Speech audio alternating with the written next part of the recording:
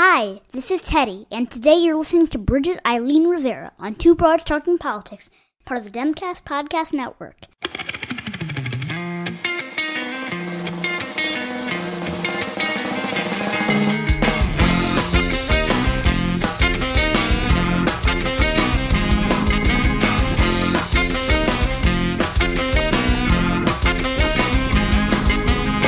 Are you listening? Hey everybody, welcome back to Two Broads Talking Politics, part of the Demcast network of podcasts. And joining me today is, as usual, my co-host Kelly. Hey Kelly. Hi Sophie. And our guest today is Bridget Eileen Rivera. She is a writer, speaker, and educator completing her doctoral studies in sociology. And she's working on her first book, Heavy Burden, which unpacks the legacy of LGBTQ discrimination in the church. Welcome. Hi, it's really great to be here with you guys. It's really great to have you. So our first question is usually to just ask our guests to kind of introduce themselves and tell us a little bit about your work and your research and just sort of what you do and how you came to do it. Yeah, so as you already mentioned, I'm a Christian sociologist completing my PhD and writing a book about LGBTQ discrimination in Christianity in particular. And so I do a lot of public advocacy at the intersection of faith, gender, and sexuality. And my goal with doing that public advocacy is to specifically challenge conservative Christians, conservative evangelicals to embrace and affirm LGBTQ believers as their siblings in Christ, and to kind of peel back a lot of the layers of heterosexism and cissexism that exist in the church and just show how this impacts LGBTQ people, why this happens, and how to not let this happen in church contexts and in Christian contexts more generally. So you've talked about this, grew up in a pretty conservative evangelical community. And of course, some people who grow up in a community like that then end up leaving the church, but you have not left the church. So talk some about how that shaped your thinking now as an adult, how your views have changed, what things have stayed the same. Yeah, so my upbringing in conservative evangelicalism was largely positive, and I really try to emphasize the fact that my experience was positive because I don't want people to think that my critiques of conservative Christianity are coming from a place of bitterness, because it's 100% not. My childhood was very happy. I was homeschooled from second grade all the way through high school. I had 7 siblings, and we were all very close and still are very close. And my church, it was a Reformed Baptist church, and it was very theologically heavy. And my parents were very Jesus heavy. And so I kind of credit this combination for keeping me in the faith. If it had only been theology and doctrine, or if it had only just been talking about Jesus, I don't think I would still be a Christian today. But because I had both, I think I was kind of able to make sense out of a lot of things that I might not have been able to make sense out of. And so talking about my childhood with my parents, they really focused on teaching me about the love of Jesus Christ, what his death and resurrection means, why it gives freedom. And they really focused on those like core things. So during my own darkest moments, kind of trying to figure out my faith and my sexuality and how they needed to work together, those messages that my parents instilled in me of the love of Jesus Christ really kept me holding on. And then in terms of the ways in which I was kind of brought up theologically in Christianity, it's kind of ironic because it was my strong understanding of the Bible that allowed me to eventually untangle a lot of the toxic homophobia that exists in Christianity from theological truth. And so even though I was taught in my church context that gay people were quote unquote vessels of wrath, it was ironically everything else that I was taught in church that helped me to deconstruct that toxic narrative. And so I largely see my evangelical upbringing as being mostly positive, and I see myself as kind of like returning now to challenge some of the narratives that I see as not being healthy, from really a place of wanting the church to be better for everyone, and especially LGBTQ people. Can you talk a little bit about sort of how you challenge those sort of preconceptions? Because I would like to sort of talk about specifically how you challenge them for a conservative evangelical audience. I am an Episcopalian, and so I'm very religious, and I have a master's degree actually in New Testament. But for me, it's easy to just be like, well, obviously, X, Y, and Z is true because my theology is sort of heavily based in the historicity of the biblical time period. And it's my understanding that evangelicals are much more about sola scriptura and sort of taking the English translation very specific and literally. Can you talk a little bit kind of how you break that down for a Christian evangelical conservative audience? Yeah, so it's definitely pretty challenging. And it's one of the major things that I'm, attempting to break down in my book. And the way that I am trying to frame my book is, one, most Christian books about LGBTQ issues focus almost exclusively on queer people. And I am kind of trying to flip the switch and focus on the church. And so among the many things that I think are important to pull out is what you named, kind of the almost like fierce commitment to the word homosexual existing in the biblical narrative. And it's a huge problem because many Christians want to say that the Bible is quote unquote clear. And the only way they can really say that the Bible is quote unquote clear is because modern translations say things like men who practice homosexuality are not inheriting the kingdom of heaven, or it's just straight up, some translations just straight up say effeminate men and homosexuals will not go to heaven. And so, I try to set aside, a lot of the, going into the Greek language and all of this, because at the heart of the matter is the fact that Christians believe that the Bible is clear, and the idea of the Bible being quote unquote clear is based upon a faulty translation, because the concept of homosexuality was really only developed in the 20th century, late 19th century, early 20th century, popularized by Freud. And, it's interesting because there is this narrative where Christians commonly blame queer people for perpetuating Freudian psychology. But in reality, Christians over the past century have been some of the biggest pushers of Freudian psychology.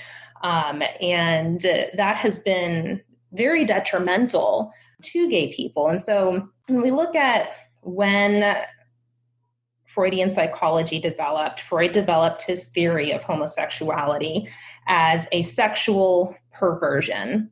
And the entire purpose of having these labels, having the word homosexual, having the word homosexuality, was so that we could talk about this specific class of people as being sexual perverts, and we can pathologize that sexual perversion and then figure out a way to make them straight. And so it was a completely messed up paradigm, completely messed up social construct that Christians really went along with. And within just a few decades, the word homosexual turned up in translations of the Bible where it had never turned up before. And that's a very big problem. And, I try to, set aside a lot of arguments that I think kind of distract from the fact that translators got the word homosexual from Freud and then were very, very quick to just slap that on to translations of the Bible. When that concept was brand new, it was very, very modern and did not belong in the Bible. And then you add on top of that this weird thing where Christians believe that gay people are perpetuating Freudian psychology when Christians are actually the ones that are often most committed to the word homosexual being in the Bible. And the ex-gay movement relied almost entirely upon Freudian psychology to perpetuate the belief that gay people needed to become straight, blaming homosexuality on parents and sexual trauma and other causes. So Christians criticize gay people for, supposedly being Freudian, but actually queer theory has been actively criticizing and deconstructing Freudian psychology for over 30 years. And Christians have largely been perpetuating the beliefs of the Freudian narrative by forcing words like homosexual and homosexuality into the Bible to make it seem like homosexuals are perverts and instilling it within the ex-gay framework in order to get gay people to be straight. And so pulling that all apart is very challenging because there's so many assumptions that you kind of have to pull apart and so many distractions that take away from that conversation.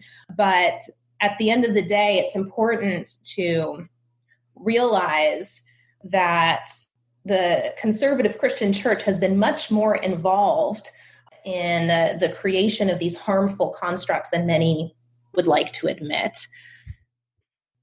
So I think there's been such an interesting move in the past, 40 so years that the libertarian Republican side, sort of the let's make government as small as possible, has joined forces with a conservative evangelical movement to be sort of what we think of as the modern conservative Republican Party, which is really not necessarily a very natural marriage. And they've used things like homosexuality, abortion to be sort of a wedge issue in politics. But we know that by and large, things like gay marriage, like not discriminating against LGBTQ plus, is actually very popular. If you look at sort of polls of Americans generally, but they're still using these as wedge issues. So the Supreme Court just said that employers can't discriminate against people just for being LGBTQ plus in employment law. And it's a fairly narrow decision, but still a super important one. What do you think?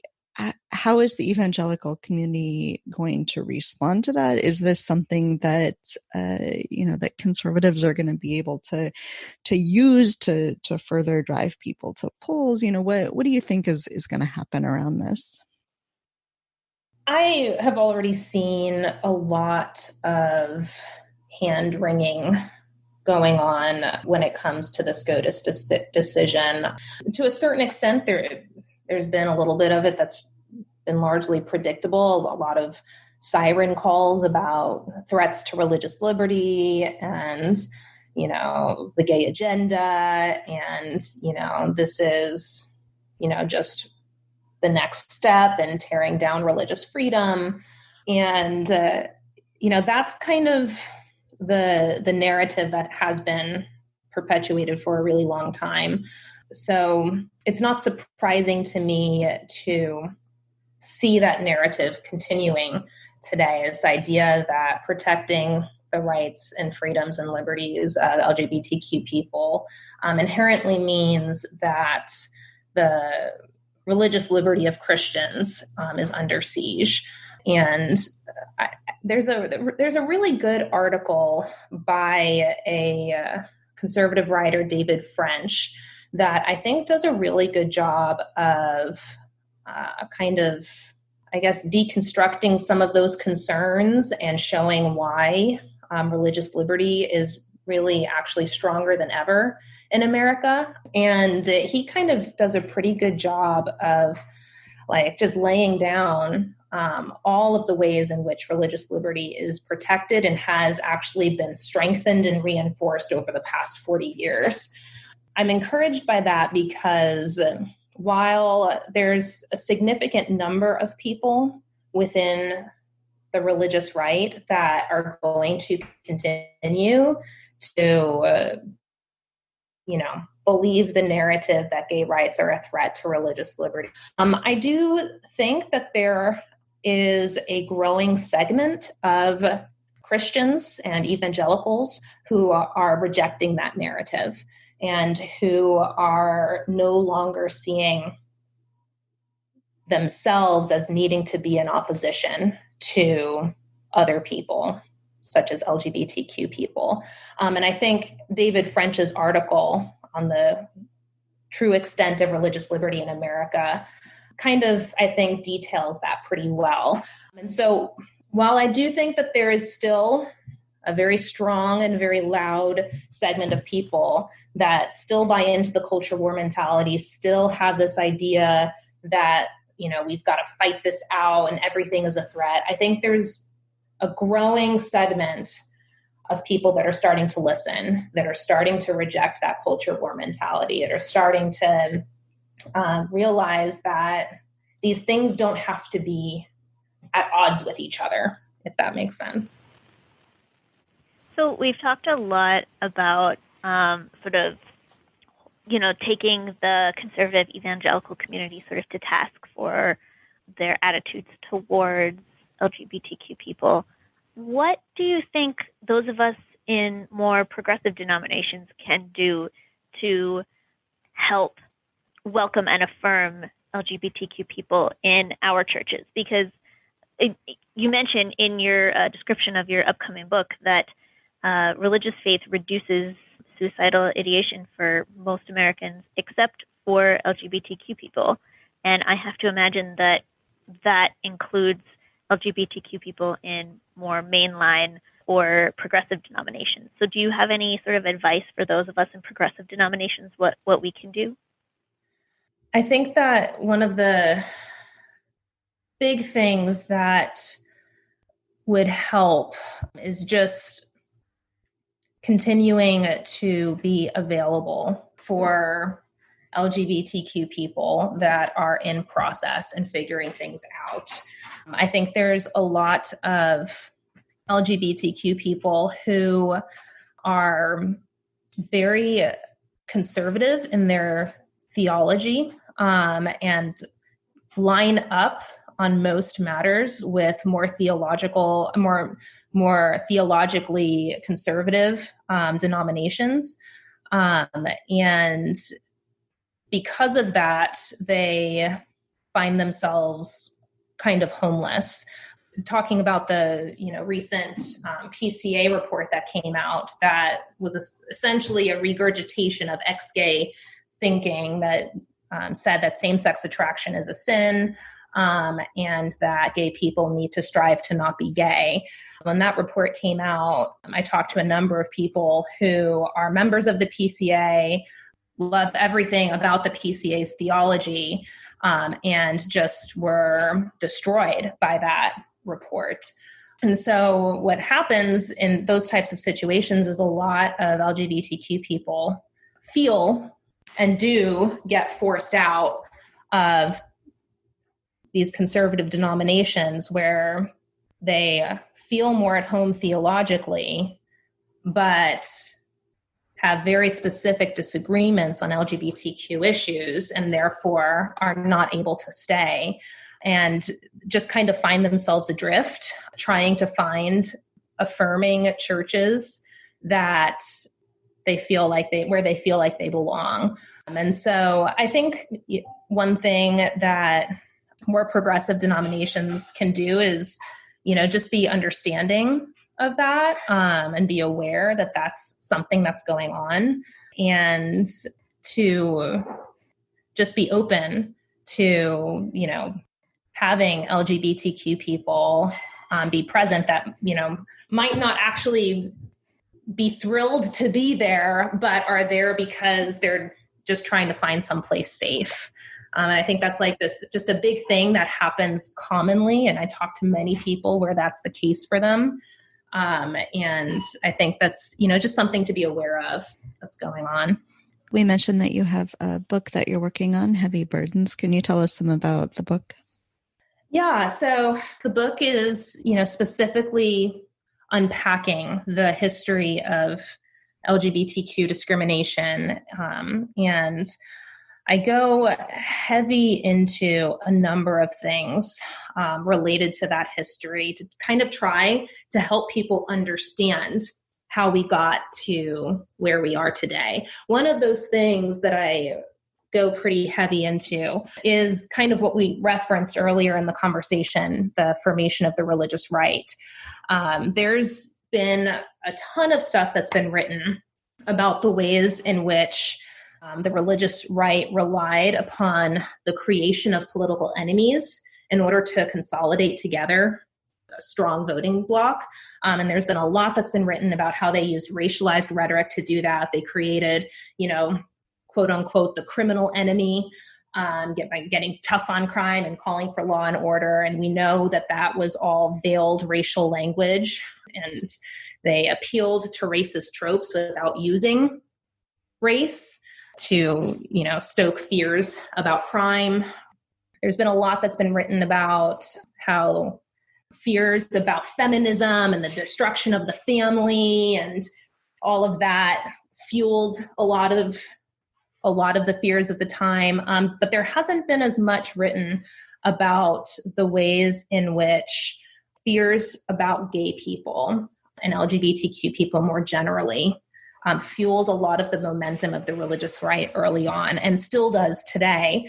One thing that I think is interesting, that I think is kind of a helpful way to frame what happened in the 70s and 80s is the theory developed by Stanley Cohen about folk devils and moral panics. And Stanley Cohen, he did a fantastic dissertation. He's a sociologist, and his dissertation was on the mods and rockers in Great Britain and how during the 60s, these two groups of British youth channeled fears in Great Britain about social decline, and they became a scapegoat where British people essentially blamed them for what they perceived as moral decline in society. And so they became a scapegoat, or what Stanley Cohen says is a folk devil. And so if you look at the rhetoric during the earliest days of the formation of the religious right, and something that actually still continues to this day, you can see this playing out in how the religious right came together. You see this stoking of moral panic in people, and then a channeling of those fears into very specific scapegoats that people could blame for what was happening. So, that was, the quote unquote criminals, the feminists, and the gay people. And the gay people, the gay folk devil, was very powerful because it played upon sexualized moral fears that people had. And religious voters were just getting barraged by propaganda during the 70s and 80s. And one letter is one example from 1977. the Reverend Lewis P. Sheldon. He was a Presbyterian minister. He attached a picture of a gay man, and he told his supporters in this letter that he was attaching this picture to give you an idea of what we're up against, he said. And the man was wearing an earring and fingernail polish, and the Reverend said, "Take a good look. Is this the kind of man you want teaching your children?" And this kind of propaganda was constant, and it was what fueled the Save Our Children campaign, just kind of painting gay people as this kind of monstrous thing that was going to steal your children, these pedophiles that were going to, turn your children gay.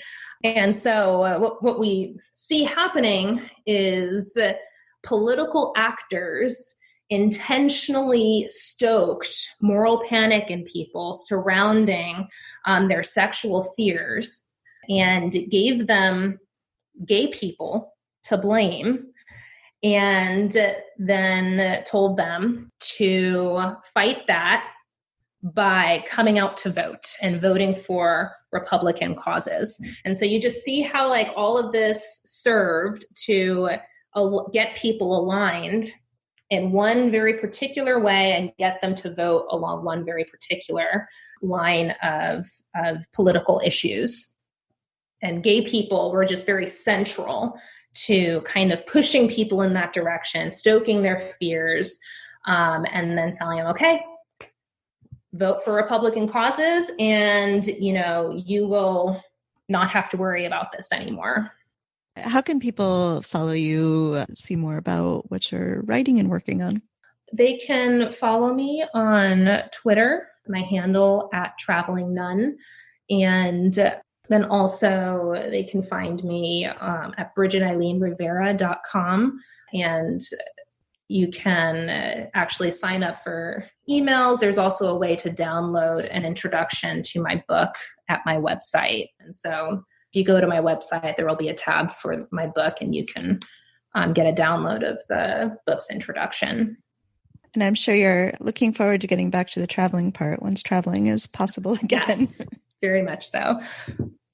All right. Well, Bridget, thank you so much for joining us on the podcast. This was a really fun discussion. And when your book comes out, we'd love to have you back on to talk about it. Yeah, that sounds absolutely great. And I've had a really good time. Thank you for listening to Two Broads Talking Politics, part of the Dimcast Podcast Network. Our theme song is called Are You Listening? Off of the album Elephant Shaped Trees by the band Immunuri, and we're using it with permission of the band. Our logo and other original artwork is by Matthew Weflin and was created for use by this podcast. You can contact us at twobroadstalkingpolitics@gmail.com or on Twitter or Facebook at twobroadstalk. You can find all of our episodes at twobroadstalkingpolitics.com or anywhere podcasts are found.